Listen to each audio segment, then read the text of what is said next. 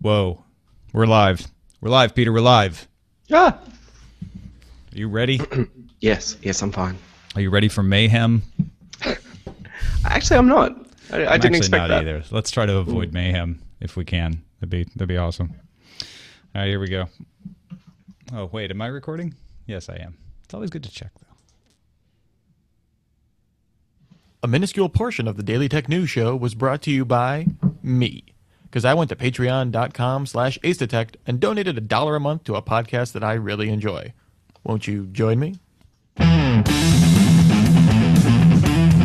This is the Daily Tech News for Monday, July 14th, 2014. I'm Tom Merritt. Joining me today, Peter Wells of Reckoner, Australia. Thank you for getting up early as usual, Peter. Love having you on the show. Thank you, Tom. Thank you. It's always a pleasure, sir. I appreciate getting the view from the other hemisphere, and we have a particularly interesting Australian story today to talk about. Oh, we certainly do. I've had a rant building for many months on this show, but I've never tried to shoehorn it into other topics. So I'm glad it's finally dropped on a day that I'm on. Now we will hear you rant. We'll get to that in a minute. It's about Netflix and it's about Australia, but let's start off with the headlines. Apple Insider passes along information from analyst Ming-Chi Kuo. He has a note that says Apple's 4.7-inch iPhone is still expected to debut in the autumn, but a larger 5.5-inch iPhone that's been rumored will not come until later. Kuo says Apple is working out the kinks in both devices' in-cell touch panels, as well as color unevenness on the next iPhone's metal casing. Kuo also expects that Apple will debut a new Apple TV set-top box this fall with motion controls and potentially support for a third-party app store. Peter, Kuo's usually pretty right on with his predictions, with his inside info. I guess. I don't know. I'm a little bit worried about the fact that Apple can't ship a product that they haven't announced yet. I mean, there have been delays on these Apple TVs with TVs in them for so long now, and now the 5-inch iPhone that hasn't even been announced is also delayed. It's a little bit worrying. And it's not... I look at this and I think, well, I wonder if it's just that we have a little more insight into the supply chain this time around. Maybe they always have these sorts of issues, and we just never hear about them because we're just waiting for the announcement to come. And then when the announcement comes, it all goes away, right? Because they say a phone and they say a shipping date. And generally, they only announce one phone at a time, 5C being an exception, of course. So if they come out and just say, we're going to do an iPhone 6, I don't think I'd be that shocked. No, not at all. Sorry, that was supposed to be a joke, but I guess it's too early in the morning. Yeah, I just think the 4.7-inch, that sounds like that sounds like a first good step into these larger devices. 5.5 is pretty damn big for a phone. I don't really like the Samsung phones of that size. I'm always looking for a smaller Android. So, yeah, I think 5.5 is probably a little bit too big. Well, for an iPhone, it would be a shocker. All those iPhone people out there with their small phones, the Galaxy Note crowd would be fine with it, but of course they're not going to use getting an iPhone, I wouldn't think. Look at these tiny little hands. Yeah. Reuters reports the Internet Association has filed their comments regarding the U.S. FCC's Open Internet Guidelines. The association represents 36 companies, including Google, Netflix, and Amazon. The filing objected to allowing any kind of paid prioritization beyond reasonable network management and called for wireless networks to be treated the same as wireline when talking about net neutrality.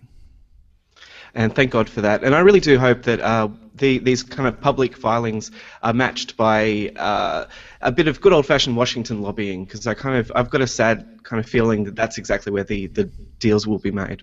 Yeah, well, that's not even a feeling. I think you're right. That's just the way it's done these days. And the Internet Association is a lobbyist organization, so you will likely get your wish. Hopefully. The Next Web reports LinkedIn has acquired Noozle, a service that scans your Facebook or LinkedIn contacts and alerts you when anyone in them is mentioned on the web. Noozle will continue to operate as a standalone service, but also be integrated into LinkedIn's existing product. Yeah, this is weird. I mean, it feels like the last couple of acquisitions that LinkedIn have made have been a little bit desperate to kind of get people back to the site, which is fair enough, I think. But I guess if they're sending push notifications that someone is talking about you or talking about your business, that's probably a lot more useful than the stuff they're sending me right now. Yeah, I guess there's enough people using Newsel that, which is fun to say, that LinkedIn felt it was worthwhile. And LinkedIn really is trying to become more of a social network and publishing platform than just a glorified contacts manager.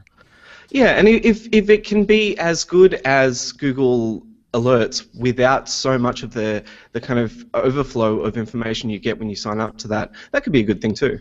Yeah. GigaOM reports Babak Parviz, one of the product leads on Google Glass and Google Smart Contact Lenses, has left the company to take a job with Amazon. Parviz announced the switch on Google Plus, writing, "Status, super excited," and including an Amazon logo. Amazon Fire Eyes. Here we come. The Intercept's Glenn Greenwald revealed more secret government programs from the UK's GCHQ, including the ability to change the outcome of online polls, send mass emails and SMS, collect Skype call records, messages, and contact lists, and target denial of service attacks, among several other things. The document is called JTRIG Tools and Techniques. JTRIG stands for Joint Threat Research Intelligence Group. This is insane. I mean, it kind of reminds me of, remember that story where spies were infiltrating World of Warcraft? Yes, that's right, because they were trying to like keep tabs on people who were playing World of Warcraft, thinking they might be conducting their planning sessions in the trade chat, I guess, or something. I don't know. Yeah, it kind of feels like, I mean, part of me thinks, well, of course they were doing this, but the other part of me thinks, guys, don't you have anything better to do with your time? I mean, what kind of information are you going to get by changing the results of So You Think You Can Dance, or I don't know. It's bizarre. It's a very bizarre world we live in. You think that's what they would go after? Strictly ballroom kind of stuff? Maybe. Who knows? Yeah, it's possible. I think a lot of this was info ops, right? Like, that terrorist organizations conduct organizational campaigns on the internet. And so I can totally see it being appealing if you're fighting a terrorist organization to get in there and mess with their organizational tools. Maybe they have some polls going on. Maybe they have, a text message list or an email list that you can infiltrate and send out, confusing messages. I can see the appeal of all of these tools. The question is, who's got the oversight to make sure they're only being used against the people that we all agree they should be used against, right? And who gets to decide who those people are? Those are always the questions in all of these leaks, at least to me. Absolutely. ZDNet's Mary Jo Foley reports from Microsoft's Worldwide Partner Conference that Microsoft continues to use the theme of productivity, started by CEO Satya Nadella in that internal memo from last week. Chief Operating Officer Kevin Turner told partners that Microsoft wants to offer a, quote, complete suite of Microsoft experiences pre-installed on any device on any platform. That's kind of a new tune, and Satya Nadella alluded to that last week, Peter. Yeah, and I think Turner makes a great point in the article where he says that if you take all platforms into consideration, that Microsoft actually only has a 14% market share. So when you add in phones and tablets and stuff, so yeah, they really do need to be everywhere. They can't just rely on that 90% market share that they have in the PC. But I mean, their products are fantastic. The iPad apps, I think we were talking about it last time I was on the show. The iPad apps look stunning. So yeah, I really like what they're doing with this. I think it's smart. I think it's smart to say we're not going to try to control the ecosystem. Let's try to build where the people are and what the people are using. And yet, at the same time, we're not abandoning Windows. We're not going to stop making the Xbox. We're going to keep trying to compete in both ways. Amazon has shown, I think the Kindle's a great example of that you can execute that kind of strategy and win if you do it right. Yeah, Amazon are really the kind of poster child for this new bizarre world that we live in of being everywhere on all devices. Time for some news from you. These are stories that are submitted at our subreddit, as are many of our stories in the headlines, dailytechnewsshow.reddit.com. Why not join in if you haven't yet? Go in there. There's 2,700 or more people in there looking at stories, submitting stories, voting on each other's submissions, and I pay attention to that when we put the show together. We got some great stuff today. Metal Freak posted the Independence article that Surrey Nanosystems has created a carbon nanotube material so black it absorbs all but 0.035% of visual light, making it look like a big hole, essentially. The material named Vanta Black is grown on sheets of aluminum foil. Even when you crumple the foil, you can't tell the area where the nanotubes are is crumpled because it does not reflect any of that light that would give you those cues. The material also conducts heat 7.5 times more effectively than copper and has 10 times the tensile strength of steel. Hot Black Desiato would be very excited, and Disaster Area would probably use this ship in their shows. Little Hitchhiker's Guide joke for you. Captain Kipper pointed out the TechCrunch article about the new model of Raspberry Pi that's out called the B+. The new model has 4 USB ports. That's up from 2. 40 GPIO pins. That's up from 26, but the first 26 are still in the same order, so you're good there. A micro SD card slot, lower power consumption, among a few other improvements. The new upgraded Model B+ is still $35, and you can buy it by the Foundation's usual distributors. Yeah, I love the Raspberry Pi. We've got a bunch of them at work that power our digital signage around the campus. They're such great little machines, so if you haven't played with one, you really should. I'm a little bit bummed out, though, that they didn't get a processing bump because they are still just a tiny bit too laggy to use as a cheap media box. If anyone out there in the audience was thinking of picking one up for that reason, I'd say it's best to get a Chromecast and Plex rather than trying to go with one of these little guys. But yeah, fantastic little hobby toys to play with. And they were quick to emphasize this is not the new Raspberry Pi model. They were just kind of tweaking the B model to add a few new ports. They do intend to have one in the future that is an entire, like the Raspberry Pi 2, I guess, or something like that. And I would expect that to get the processor bump when they do that. Yeah.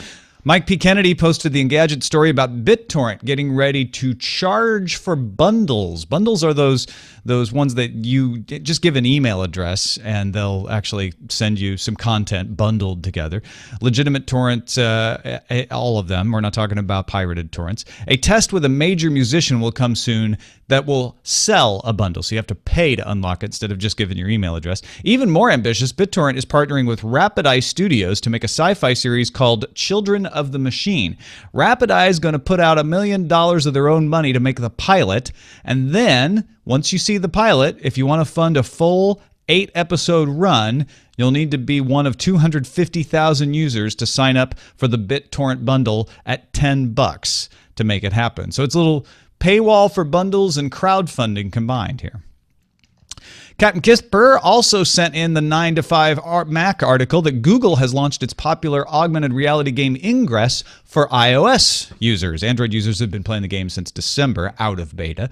To play the game, you join a team, either the Resistance or the Enlightened, and then you go out into the real world and locate and collect exotic matter found in real-life locations. Have you played this, Tom? I haven't played it. I kind of want to, though. It sounds awesome. Yeah, I mean, it's fascinating as a kind of art project, but it is also a little bit fun to go out there and grab all the bases in your local town. And I know some people who are so into it that the first thing they do when they get off a plane in a new city is hunt down those new locations. Yeah, it's bizarre. It's really fascinating. It's like it's the excitement of geocaching with the added layer of competitiveness and gamification. It's pretty cool. It really is. And Metal Freak posted the PC World article about Samsung temporarily suspending business with Dongguan Shenyang Electronics after following up on reports from China Labor Watch that the supplier was employing underage workers, apparently a couple of 14-year-olds and a 15-year-old. If the investigations conclude that the supplier indeed hired children illegally, Samsung will permanently halt business with the supplier. Samsung had audited Shenyang on June 25th. China Labor Watch says the illegal hirings are alleged to have happened June 29th. And that is a look at the headlines. So real quickly, I just want to let you know, or a reminder, that the Sword and Laser anthology is out at swordandlaser.com/store. We got 10 sci-fi stories, 10 fantasy stories.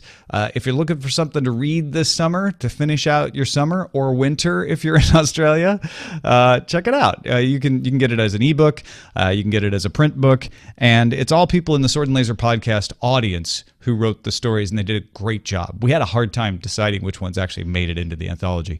There was so much good stuff. So check it out. Another way to support not only this show, but the Sword and Laser show at swordandlaser.com/store. All right, let's get into Netflix getting some hot ratings in Australia. It is according to personal finance site Pocketbook, who commissioned a study of 21,000 Australians. Netflix is now the second most popular paid content media company in Australia, even though, Peter, you have to use a VPN to look at Netflix. They don't exist. They don't market. They don't have an Australian product. Yeah, if you click on their site without any kind of Holla service or a VPN service plugged in, then you'll get this little sign saying, you know, we're currently not available in your country. Please come back. And that hasn't stopped the fact that almost everyone I know, and granted I move in geeky circles, but everyone I know has a Netflix account these days. That's what it seems like. It's pretty remarkable. It is 27% of those surveyed. Now, you know, I don't know how well weighted this is, but 21,000 is a pretty significant sample. So let's assume for the moment that it is pretty well rated. 27% of Australians are going to the trouble of ungeo-blocking themselves just so they can watch Netflix. And it's not like you don't have similar services. There's QuickFlix, there's Presto, there's EasyFlix. Why do you think it is that people would go to the trouble of learning VPN to watch Netflix when they have these other alternatives that wouldn't require that roadblock? Well, because the other alternatives really aren't that good. So the one kind of area that you would pay for, the one service you would pay for, is probably Foxtel, which is the single cable company in Australia, and they've gone around and locked up all of the major TV shows, the Game of Thrones and your True Detective, Breaking Bad, all of those kind of shows. They locked down the rights to those shows. And yeah, so if you're going to be paying for content in Australia, that's the one you'd want to pay for. But it's about $100 a month for the cheapest way to get into cable. So, and that's a typical cable network. That's not just a streaming service, right? That's why it's so expensive. Yeah, absolutely. It's cable, but very few people use cable in this country. I think at this stage, this year is the highest market penetration that they've got, and that is 30%. They've just cracked 30% of Australian households with cable. I don't know how that compares to America. It just feels like almost everyone has cable except the people who are actively cutting the cord. Yeah, it's somewhere in the 70 to 80% range here. Yeah. I think one of the reasons actually is weirdly enough, we had when cable first was introduced, sports weren't allowed to go to cable networks first. They had to be shown on free-to-air networks under an anti-siphoning rule. And there was the term that I love so much. It's sports of national importance was chosen, that they had to be shown first for free. So Australian rules football, rugby, soccer, cricket. Would those? Yeah, be pretty the much. Ones? Yeah.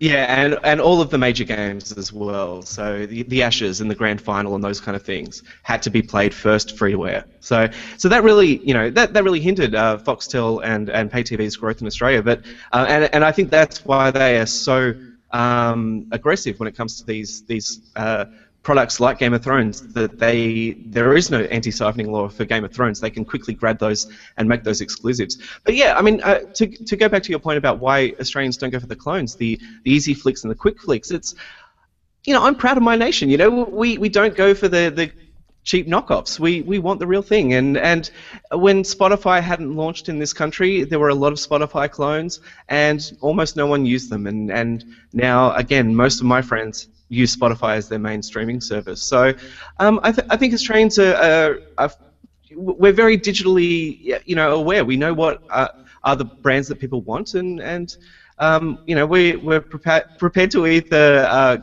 make our way around them or wait till they come out. Just a real quick note, BioCow pointed out, I said 27% of Australians, and that isn't exactly right. It's 27% of Australians who are using some kind of media service, be it Foxtel, which is not streaming necessarily, or Netflix or QuickFlix rentals or Amazon Prime. So they were kind of lumping in streaming services with non-streaming services, but it is just of people who use these services, not everyone in the country. I'm not sure how much of a close analog that is or not. Yeah, and it's also people who use the Pocketbook service, which is similar to Mint, I guess. That it automatically scans your bank details and sees what you're spending on. So again, that is something that only nerdier people, I guess, would be using. So it does weight heavily towards the nerdier people. But like I was saying before the show, my mother uses a VPN to get Netflix to watch Orange is the New Black. Now, I reckon you've got a pretty nerdy audience there, Tom, but I still think that a lot of people in your audience probably never would have used a VPN in their life. Right. My mother uses a VPN to watch Netflix. I mean, this is just do you something mind saying what she uses? Do you know? Yeah, she uses Ozflix. I think I bought for it. I mean, there are companies that are specifically set up that are Right. They market as this is how you watch Netflix in Australia. It's it's no big deal. So yeah, the big ones that people tend to use are Unblock Us. That's the really popular one if you're trying to watch Netflix on an Apple TV or an Xbox or something like that, where you really have to change the DNS is the easier way to do it. But yeah, no, she just uses, maybe a nerdy son of hers set it up for her, but she does use Netflix and she loves it. Well, you pointed out the Sydney Morning Herald, which is the national paper of record in Australia, has an article about using Ola, the Chrome extension unblocker, and they mention a few others in here as well. Like, I don't know that I would never see this in the New York Times, but it certainly wouldn't be as, I don't know, it would be handled differently, I would expect.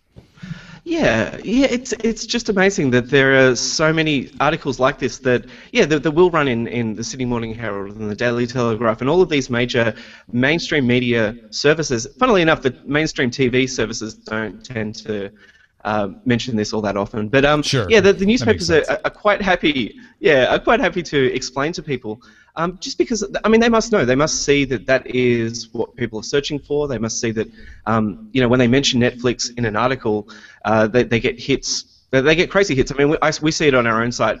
I've made fun of it before of just. I'll do an article that is just the entire story is Game of Thrones pirate torrent, and that is the entire article. So, these are the things that get views in this country. Now, Village Roadshow, the movie company, confirmed on June 26th that they are in negotiations with Netflix for rights regarding an Australian launch. So it sounds like Netflix is coming to Australia. However, and I don't want to get in arguments over the methodology of the survey, but just the fact that of people who are using this personal financial service and stream media, it's so much in favor of Netflix over the legitimate Australian site QuickFlix or EasyFlix. It says to me that the US version of Netflix has a whole lot more things that are interesting to the Australian audience because they're dying for that content. Do you think if Netflix launches legitimately in Australia, under the restrictions of having to get the same kinds of deals that EasyFlix or QuickFlix gets, will people still just use the US version? That'll be the test. I mean, I know a few people who, a lot of the services like Unblock Us will give you the option of flipping countries, and Netflix doesn't seem to mind that as well. So, I know people who flip to the UK to watch Doctor Who and then flip back to America to watch Orange is the New Black or whatever. So I can see them doing. I can see a lot of people holding on to their US account and flipping back and forth. And I do think that when Netflix does launch, I think it will be a service that tends to have a lot of things delayed, and it won't be anywhere near as impressive as Foxtel's streaming service. But I don't know. I just feel that they're gonna do well either way. These are floodgates waiting to be open. Yeah.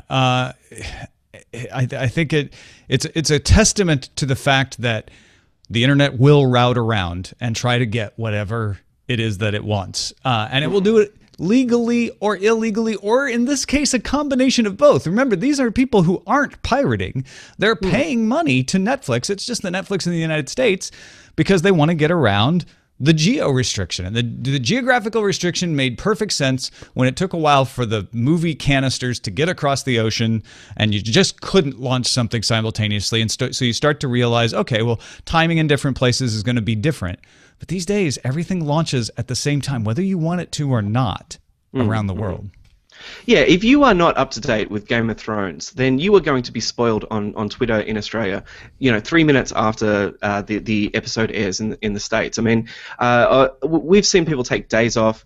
All over Sydney. Half my friends were taking days off for the final episode of Game of Thrones because it aired here about 2 in the afternoon in Sydney. But and that's one other thing I will say actually is that Australians are constantly brought up as the world's worst pirates. We're constantly topping Torrent Freak polls of stealing more episodes of Game of Thrones or whatever it is than anyone else. And often, I feel a little bit proud about that. I think it's a bit of a market correction because we're not getting the market that we deserve. So we're getting around it in any way we can. But I like these stories too because they just show that, look, if you let us pay, we will pay you. And in fact, even if you don't let us pay, we will still pay you. We'll find a way. Yeah. And even Spotify, when Spotify launched in this country, the general manager of Spotify said that Australians now pay for the premium service of Spotify at a higher rate than anyone else in the world as well. So we're not averse to paying for content. We love it. I'm a patron of this show. I like paying for content I enjoy, but just let us do it, please. Yeah. Yeah, it's not about theft. It's not about crime for most people. Maybe for some it is, but those are a vast minority. Let's look at the calendar. Tomorrow, July 15th, is the deadline for the first round of comments on the FCC Open Internet Guidelines. So far, the FCC has received more than 647,000 net neutrality comments. Following the close of the initial comment period, a period for reply comments will open through September 10th. So tomorrow isn't your last chance to make any kind of comment. It's to make an opening comment. A final vote on the proposed rules is not expected to take place until the end of the year. Also tomorrow, Xbox One's Kinect sensor becomes available for Windows. It'll start shipping. Continuing today through July 17th, Microsoft's Worldwide Partner Conference in Washington, D.C., as we mentioned in the headlines. Also today, Microsoft's Research Faculty Summit in Redmond, Washington. Today through July 16th, Fortune Magazine's Brainstorm Tech Conference happens in Aspen, Colorado. And tomorrow, July 15th, Q2 earnings out for Intel and Yahoo. And there's a lot of buzz about the Yahoo earnings and what that's going to end up meaning. Marissa Mayer's grace period seems to be coming to an end with investors anyway.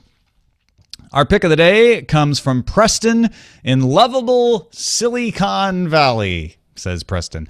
Most of the time I hear a recommendation for a podcasting app, it is usually for Downcast or Pocket Cast. Well, Preston, the reason you hear that is because those are the two I use. He says, I'm sure they are very good. I just wanted to throw a new one in the mix. For almost 3 years now, I've been using iCatcher for my podcasting enjoyment. Talking to a friend who uses Downcast, we were comparing features. iCast seems to match up pretty well. One thing we did find was that the playback speeds differed a bit. iCatcher offers different times and playback speeds, but they notice that they don't tell the truth. Like, what did he say here? 1 hour podcast played at 1.5x speed took almost 50 minutes to get through, so it wasn't done after his 40-minute commute. And iCatcher is accurate by listening to a 56-minute podcast at 1.25x. It finished in about 45 minutes, which is correct mathematically. iCatcher is also very well supported and adding new features through regular updates. It's $2.99, worth every penny in Preston's opinion. Fair enough. I've got to say, I know Russell, who is the developer of Pocket Casts, he will be writing in to say that they actually also play at an accurate speed. Right, and he was comparing to Downcast, not Pocket Cast in that particular case. Yeah. Yes, indeed. And not to dispute iCatcher. I know a ton of people in the audience use iCatcher. I have found that when I'm trying to track down a feed error, it's iCatcher that is usually the one that has the problem. It feels like Pocket Casts and Downcast are more forgiving of RSS errors, and that's not a knock on iCatcher. iCatcher's being standards compliant, so it's not necessarily wrong of it to do that, but it is a little bit less forgiving, I've noticed sometimes, but with my own errors, so I can't really criticize him for that. No, that's fair. I can't go past the syncing between Android and iOS of Pocket Cast, so that's why it's always going to be my favorite. Yeah, it's brilliant for that. That's why I use it on Android. Send your picks to feedback@dailytechnewsshow.com, and you can find my picks at dailytechnewsshow.com/picks.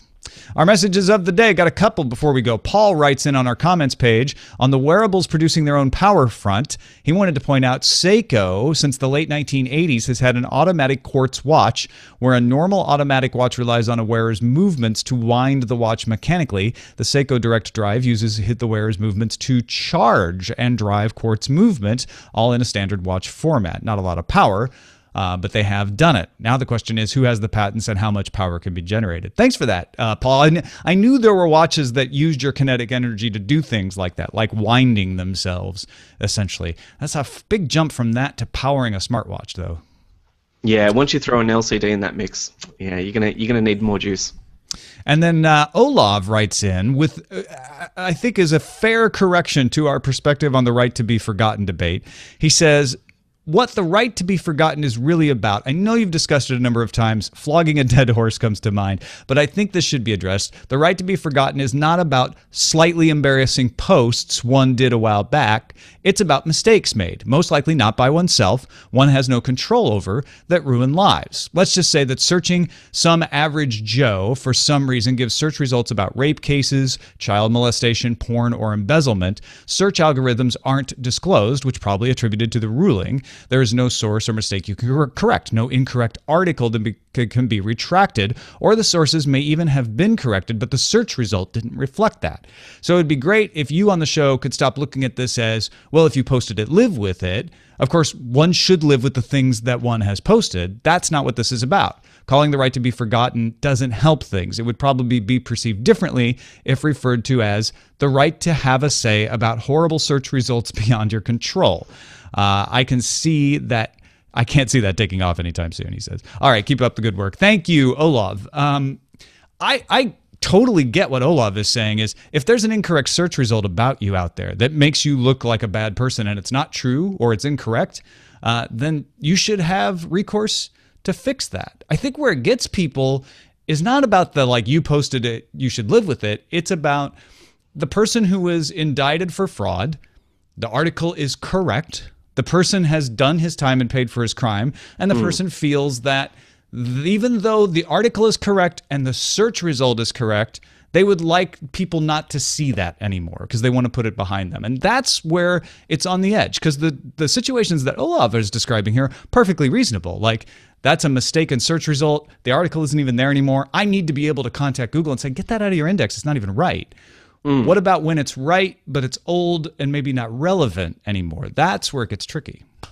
It really does. I mean, in Australia, if you get arrested for smaller charges, just even things like speeding fines, for instance, that will be removed from your record after 4 years, so that you then have a clean record again. And if you need to, apply for a job or something like that. Actually, speeding doesn't even count. That's not even a proper. Let's say it was an accident, it was your fault or something like that. Yeah, absolutely. Minor theft or something like that. That actually gets taken off your police record after a couple of years, so that you're not constantly, blotted by that record. But yeah, of course, that would stay in a newspaper search headline.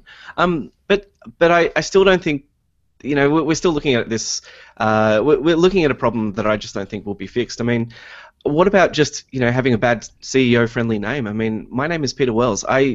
There are so many thousands of Peter Wellses out there that there's no way I'm ever going to be on the front page of a search. For all my social media douchebaggery and everything else, like I'm still link number 5 on the front page. Say that now.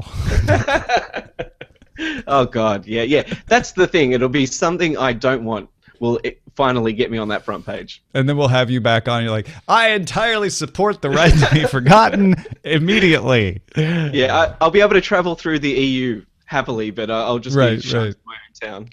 Thank you, Olav, though, for that comment. He put that up on TomMerritt.com, actually, but it was really good point of view. Appreciate that. Reckoner.com.au if you want to keep up with Peter Wells' work on Reckoner and all of his stuff. Well, not all of his stuff, but all the stuff he's going to share with you is at twitter.com/Peter Wells. Anything in particular coming up you want to let folks know about? No, just follow me on Twitter, and I promise 3 interesting posts a year or your money back. There you go. Everything you pay to subscribe to him will be refunded if you don't get 3 interesting posts. Thank you, Peter. It's always a pleasure, and I really, really do appreciate you dealing with the time difference between us to be on the show. It's really fun. Not at all, sir. Honestly, it's always good to just see how you work. It's always fun. I always feel like I learn a lot being on this show. Well, thank you. And thank you for supporting the Patreon. There are 4,130 folks in there now. Really appreciate every single one of you seeing the value in the show and being willing to give some value back to keep it on the air. bit.ly/helpdtns or patreon.com/acedetect. Don't forget, you can have a voice in what stories we cover at our subreddit, dailytechnewsshow.reddit.com. You can email us, feedback@dailytechnewsshow.com. Give us a call, 512-59-DAILY. That's 512-593-2459. And listen to the show live at mobile.alphageekradio.com. 4:30 p.m. Eastern, 1:30 p.m. Pacific. And our website is dailytechnewsshow.com. We'll be back tomorrow with journalist Annie Gauss. See you then.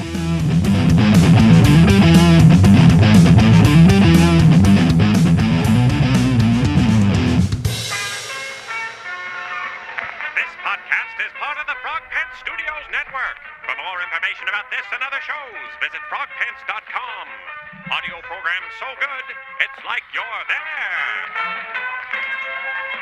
there. Done. Yay. Hey, did you see what we got? We got a present. We got a present.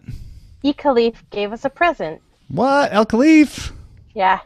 Is it El Khalif, and that's why it never automatically...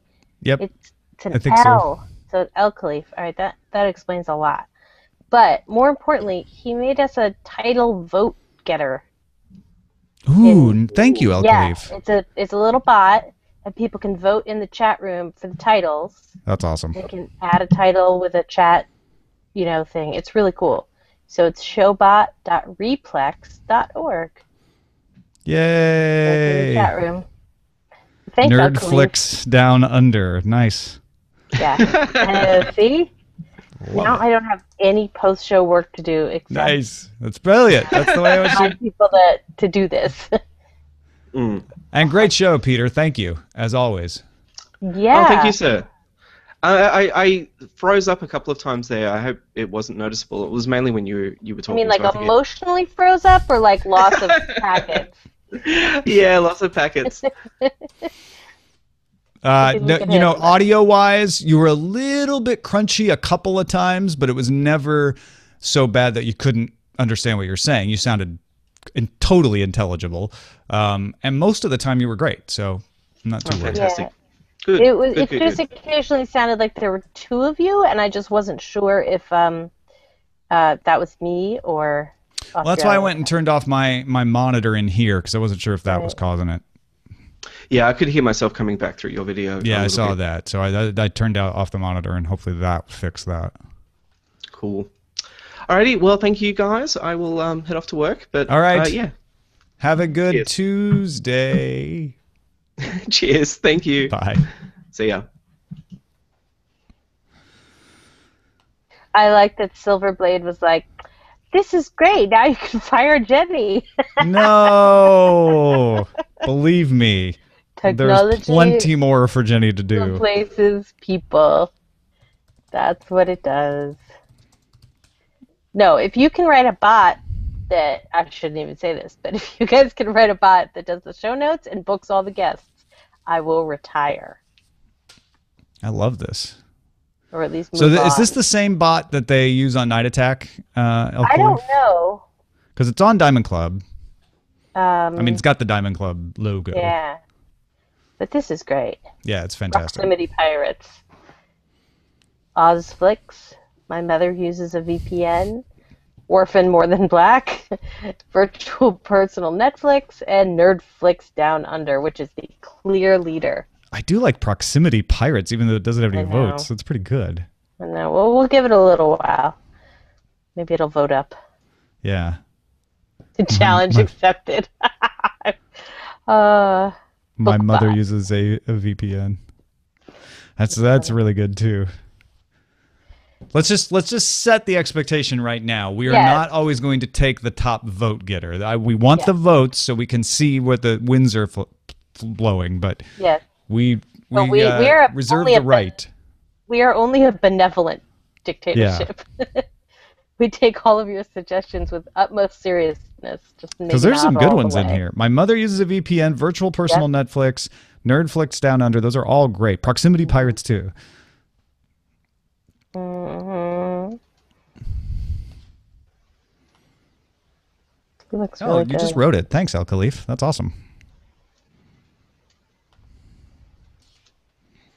Yeah, Metal Freak. I saw the thing about CNET getting hacked. The secret truth is they get hacked all the time. It's not. It's not a secret truth anymore. I mean, that's true of any of Yeah, the PC Mag, it's everybody TechTV.com. When I was there, they always are getting hacked. It's more about the severity of this hack in particular, and the fact that it got known. By the way, we actually have 4,134 patrons since I wrote that. Woo! And Wow. We are less than $1 away from 11,300. We are actually 67 cents away. 67 cents away from 300. Are there 67 I'm actually of you? less. I don't know. It feels. I know you're not less worried about the money, but I like the number of people. I like the rounding up of dollars. The dollars starts to feel greedy. to my Midwestern sensibility. I know, but just remember, everybody, if the more money we get, the more people we can hire in a terrible economy. That's how I look at it. The more people we can pay. By the way, I was going to do an update on it, and then I remembered, oh wait, I'm on vacation. I'm not going to do an update this week. That's fine. Yeah, I didn't even blink. That's what I assumed. So I didn't even worry about it. But that someone sent us a tremendous email that I'm going to put on next week's update, which was all about vacations. Did you read it? Oh, yeah. The one who ordered me, my boss who ordered me to take a vacation. Yeah, I like that. Email ever. So I sent him a response. Yeah. I sent an email response as well. I'm going to call it out at some point because it's super awesome. See, what else have we got going on? You know, I know it's only getting 2 votes, but I think I want to use my mother uses a VPN. Well, El Khalif did write the program. Yeah. Just saying. Proximity Pirates is pretty good. Nerdflix Down Under is obviously the most popular one. Mm-hmm. And it's good too. I don't know. Do you have a preference? Let me look at the handy thing that means I no longer have to write them down in a separate document. Please stand by. Where is it though? Showbot. Oh, Nerdflix Down Under has 10 votes. Proximity Pirate got 8 real fast. I kind of like virtual personal Netflix because it's exactly the story. Yeah, it does. It brings all of the words from the story in. And it is clever because it also spells VPN. Yep. I am swayed. That's going to be the title. Right, but yeah. But what's actually cool is, hey, El Khalif, are these going to get saved or do they disappear every day? That's my question. Waiting for the lag so El Khalif can hear your question. Hey. I like it. Hey, it's a new ace detect word. It's an ace detectatorship. An ace dictatorship. That's amazing. I could still remember the cherrywood $25 Office Depot desk I was sitting at when I created that stupid username Ace Detect on my HP Pavilion. Yeah. That I still have. That's like when I signed up for Hotmail and I was like, oh, my email, Jenny_Josephson@hotmail.com. Like, you need my whole name. I mean, I might as well just put my social security number on it.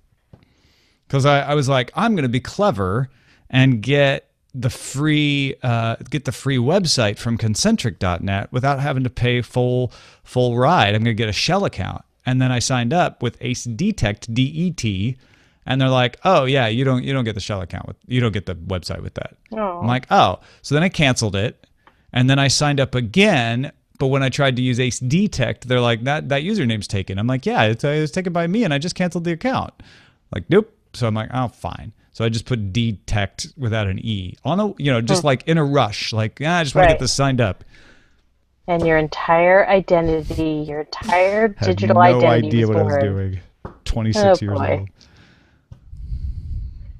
Oh my God, I can't. BioCal says he stole that title from Todd Whitehead last week. Oh, of course. It's always Todd Whitehead. Takes a village, BioCal. If there's a genius title, it really usually came from Todd Whitehead. Or Toby Pinder. Or who's that guy? Now you've dug yourself into a hole because you're like, uh-oh. No, I'm talking about, like, you know how there are like subreddit champions? Like, there are clearly champions of the subreddit. Sure. Captain Kipper obviously has a great subreddit track. Metal Freak wears like a certain subreddit crown. Like, absolutely. That is their natural domain. But in title world, Iaz was that for Buzz Out Loud. Right. That's how I got to know Iaz. Yeah. You're like, that guy has a nimble mind. That Eaz. Yes, that Eaz. That Elaz. Elyaz, as I originally called him.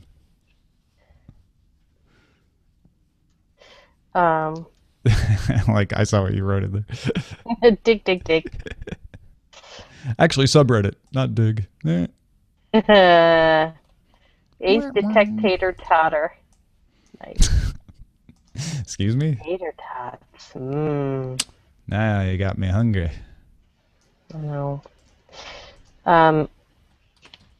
We are going to go eat Shake Shack tonight, which Oh, I'm nice. so happy about. I have because- one near the well, lake. it's not.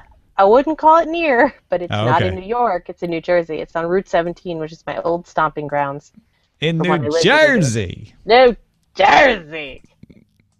So that's happening. Nice. I love Shake Shack. Oh, exciting. Thank you, Danny Meyer, for existing. Now, Metal Freak. Metal Nice. Freak. Oh boy. You got it. I got it. Wait, I'm going to do this right now before I forget because they're all Twitter links. But TVZ Gun has like the best pictures. I mean, Oh, yeah. don't get me wrong. The picture that Chimera took is now my like everything avatar. Oh, So is they're that the all one that you're amazing. using? I like that picture. Yeah, yeah. That was me being briefly terrified by being up on the podium. Let's see, where are they? Direct. Uh-oh. Archive.org is down. Oh boy. Do. My guess, they'll come back up. Here's hoping. Because that Someday. would suck. Oh, no. All right. They'll come Here we back. go. These things I'm doing happen. this right now in an email, like an old-fashioned person, like an email. Does that work? Yeah, that worked. In fact, I bet there's another way. Scheduled maintenance. Really, Archive? You do your scheduled maintenance right now? Hey, we have a show going on. After all, I don't pay you? They did say sorry. Yeah. And third one is here. These are the ones I really like. See, I like this because now I got to see what DTNS al fresco looked like. Oh, right, because you weren't there yet. I wasn't there. And it TTNS al looked fresco. so much fun. Let's see. All right, so Tom, Benny, subject line. Even though they're little ... links, they still work. I tested them. It's a weird thing. But wait, can we seriously talk about the fact that I'm at 0 inbox for most of my little inboxes? That's so impressive. Good job. That is impressive. Okay. And all right, so I sent those. Thank you, TVZ Gun. Yes, and Sevgons with those amazing stickers. Now I can never get rid of this computer. It goes to the Smithsonian. Did you ever get yours from Dave of the shirts? Yes, I did. Okay, good. I did. And I gave one to Alpha Todd. Geek. Good. Okay. I was like, I'm just gonna be like Night Attack and pretend this is all gonna work out and leave. Channel Night Attack. I'm learning. Okay, that's something interesting. Why is that? Why would that do that?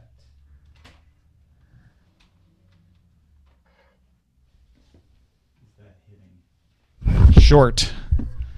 That's what's causing things to happen. Okay, so apparently to wipe the title slate clean, you message Showbot reset chat. Let's see, Showbot. Is he in here? Oh, there he is. Yay, archive.org is back. That's good. I knew it wouldn't be very long. And I'm uploading. Thank you, archive.org. Remind me to donate to you today. I have I'm waiting for before. the archive.org Patreon. I don't think that would work for them. I guess it could do it monthly, but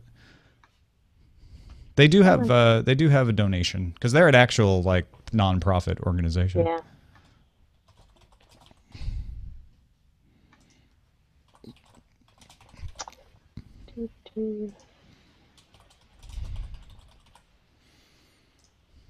Oh. Interesting.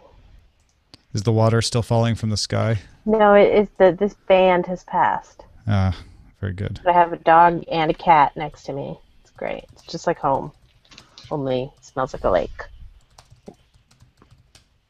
Titty tat. Titty tat is unimpressed by the internet. Doing tricks. Yeah, she's just like, yeah, I see you. I don't care.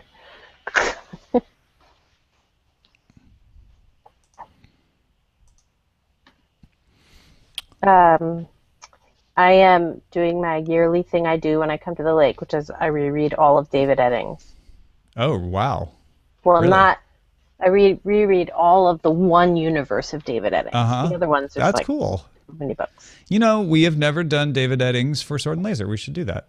He's dead, so that's a That- problem. Well, that doesn't matter. We read Isaac Asimov and Arthur C. Clarke, and they're Alright. dead too. I didn't know if you were going to try to interview him. I think his No, wife no, I died mean for too. our monthly book pick, not for the interviews. Oh, yeah. Yes, we should not interview David Eddings. You're right. That would be- But actually, somebody should interview somebody who was associated with those books.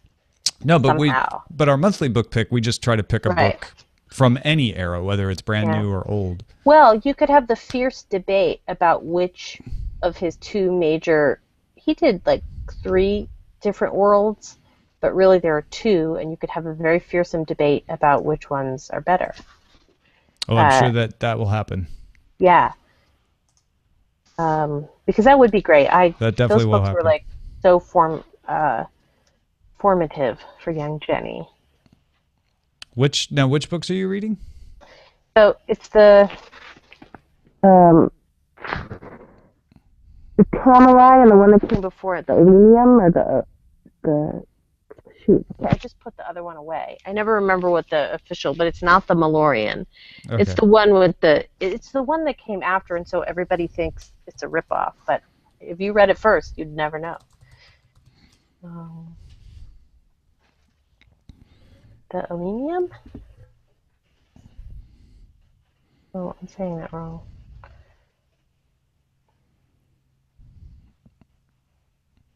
Tumuli? Camelot. I don't know. I actually don't know. Well, and that's the other thing. This annoys me with authors, and some authors that I 100% respect otherwise. When you ask them, well, how is this pronounced? They're like, however you want it to be pronounced. That's not what Tolkien would say. Or you'll be like, oh, and in the audiobook they say it this way, and they'll say, oh, no, it should be pronounced this way. I'm like, well, then why did you let the audiobook? Well, I just like, it's important to me. It's my little OCD. I understand. But yeah, some authors are like, I don't really care how you pronounce it. It's fine. Pronounce it however you want. No, then they're not really paying attention. I Or guess they're they're not just open. like open to the interpretation. The book is what you make of it. If you hear that different pronunciation, that's fine, man. It's all good. We're all just, starlight, not this crude matter.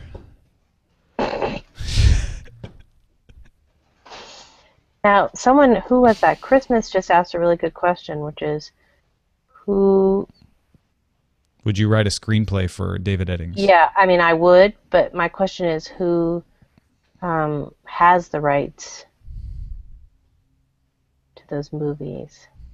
I'm currently Googling. Are you looking? Yeah. I mean, I just sense that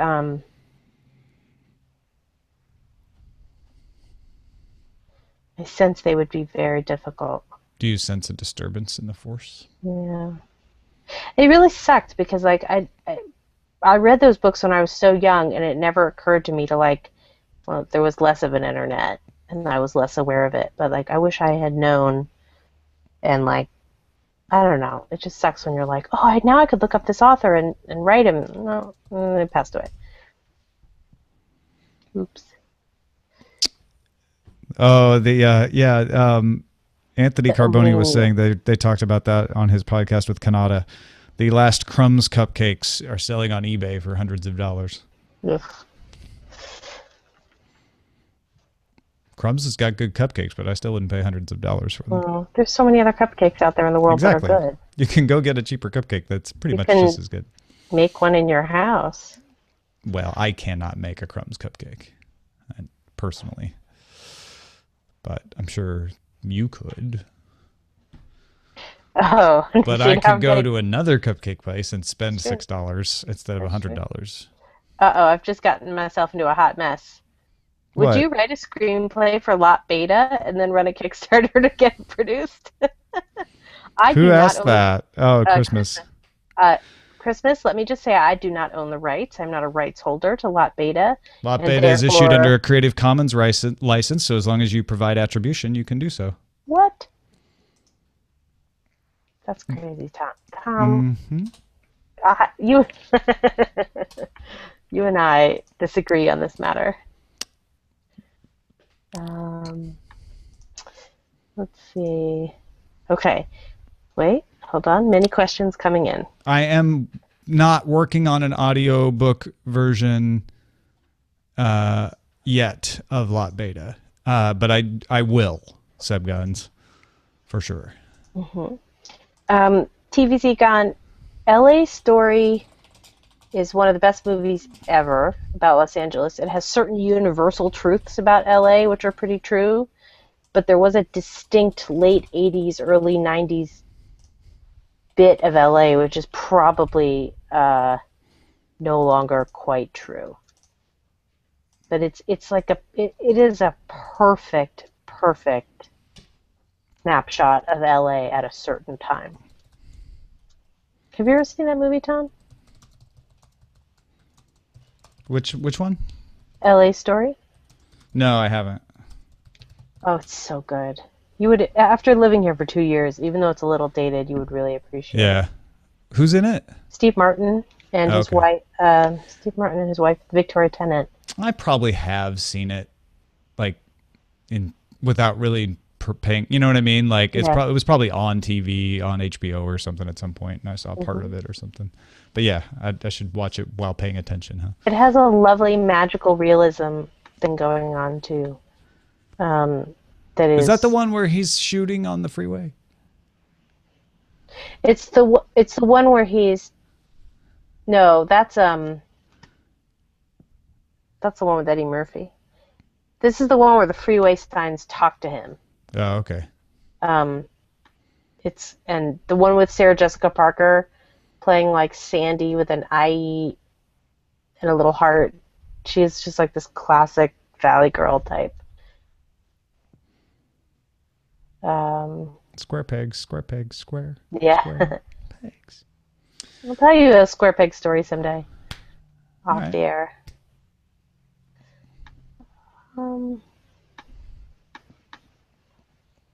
Let's see.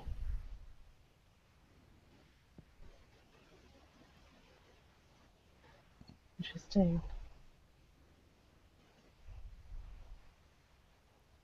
I'm reading about David Eddings. And it's a big long article and I'm very excited to read it. Oh, right, there's Road Rage season.